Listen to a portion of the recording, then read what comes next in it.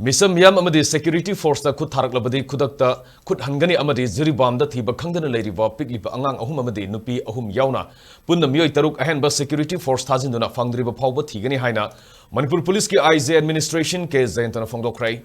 Wafam Singasi Imphal ki Babu Parada leba Police Headquarters the Pangthokpa Paugi Mipam the Fongdokhre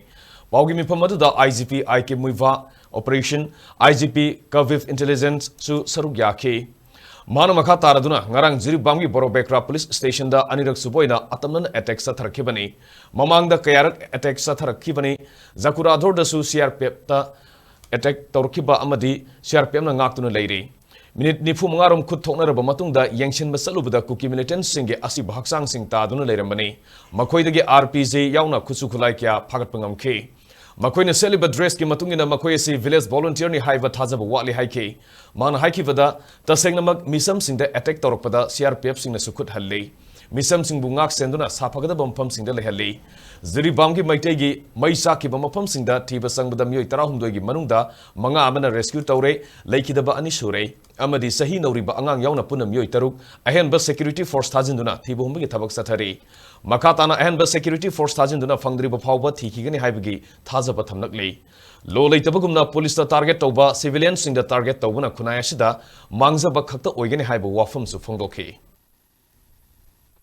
Borobekra police station high tarsu masida koina displaced persons sing se koi accommodate to around 100 mogi protection che koi police na pi aduga CRP koi bu support tawna ba CRPF su lei adu ngarang ihong dana police station se attack tor pa simultaneously adagi CRP ki sentry se attack tor pa then khun ga mai tharap se dagi madulai do koi retaliate tor pa exchange of firing se lasting for about 45 minutes mu kamdare minute kun ni phunga mu loira kan sida to khor kan sida thira gi yang bodan arm screen hai tare militancy tara gi body se along with sophisticated assault rifles including field weapons in RPG bawa yaona recover tawe then moi masada set liba poliba sing si supra metal gi dress ngata ni helmet yawi DP vest yawi aduna moi se village volunteer ni hai bidudi akoi thaja wale adudagi khundo mai sa ko ko to thiba kanda dead body ani displaced person pange aduna huji problem 13 displaced person shelter lo lai base